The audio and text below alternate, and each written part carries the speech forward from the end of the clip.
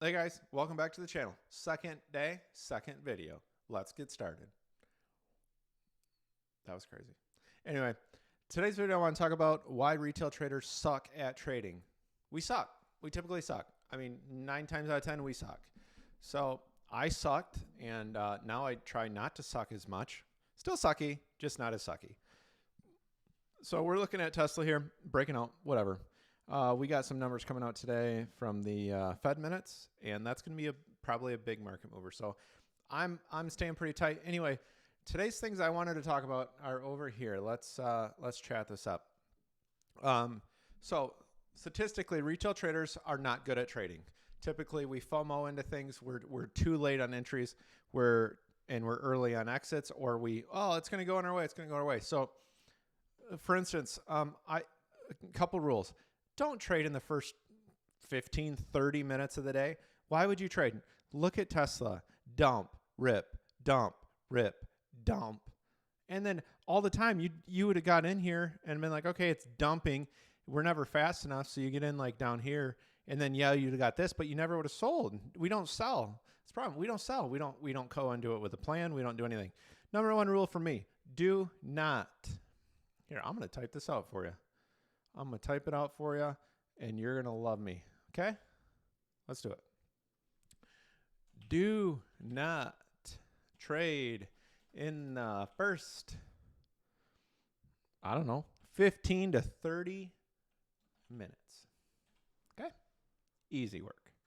All right. Number one rule right there. Do not trade in the first 15 to 30 minutes. It's just smart. Why would you want to deal with this mentally? Number two, have a plan. Have a plan. We don't typically have a plan.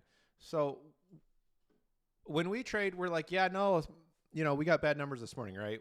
It was 0.4%. Inflation's still here. It's not going anywhere. So then we're like, market's going to dump.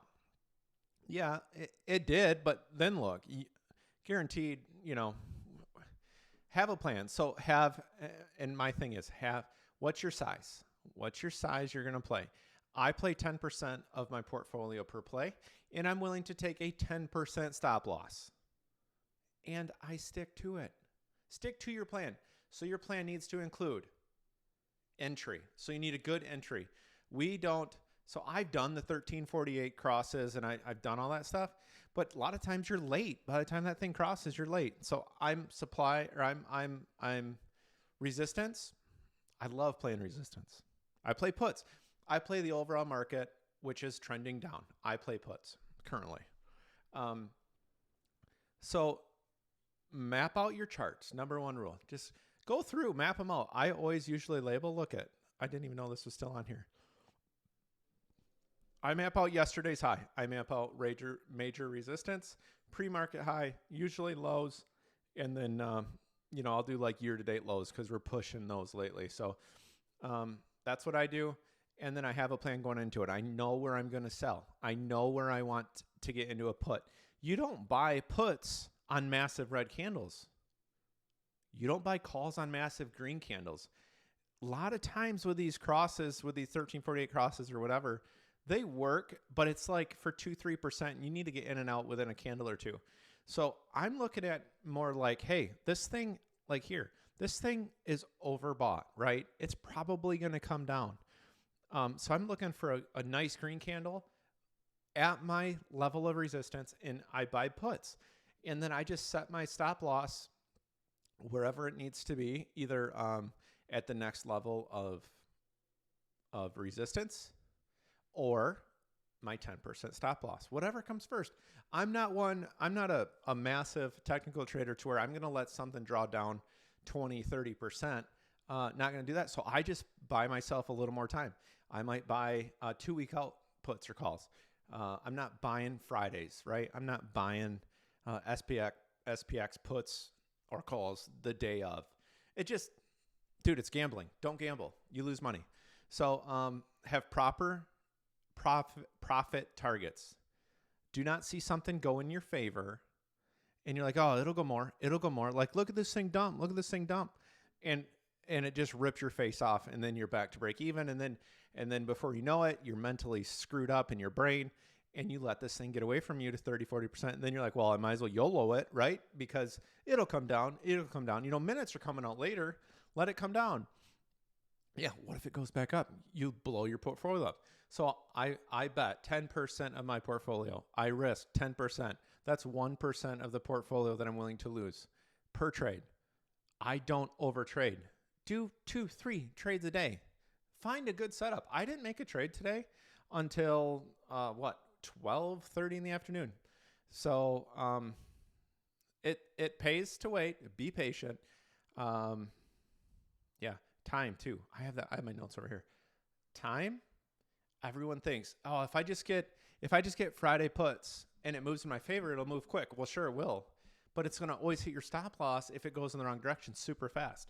So I'm pretty confident in my levels that I play the levels, level to level. If it gets to my level, I buy puts and I'll play it down until I have my profit. I have my levels marked out, mapped out, charted out, whatever you want to say, on this chart before I enter the play. I literally have the order. I have 3 screens. On my right screen, I have my brokerage account, and I have the order prepped. I know where I want it. I just wait for it and click. I'm not YOLOing into something like, oh, it's moving in one direction. I want to join that trend. No, I find my levels and I play those levels. The name of the game lately is watch the market. If the market's tanking, more than likely Tesla's tanking. More than likely everything's tanking. More than likely. I watch SPY a lot. I probably play the SPY Tesla more than anything. And I know those charts pretty well. So, yeah. My last thing, probably, don't get greedy. If you think you need to screenshot this thing and put it on Reddit and put it on Twitter, you should have taken profits long ago. Don't let it get to that point. Small wins builds portfolios. Don't think you need to make all your money in a day. I'm doing a challenge. I'm trying to go from 50K to 100K in a month. That's $2,000 per day. So I need to bust some balls here, really, to be honest. But as you get closer, if I can pull it off for say 2 weeks, well, now I'm at 75K. Well, then 10% of my account is now $7,500 per play versus $5,000. So I am betting up as I go per size. But I need to hit some good plays. Like today, I literally broke even. I'm going to be reactionary to the minutes today, and I'll maybe play some of that. But I'll wait. Remember on news, normally the first move is the wrong move. So if you see a massive spike down, more than likely that's going to retrace and go back north. So watch that as well. Yeah, what else do I got for you? I think that's it. So let's be safe, be careful, and remember, peace and love.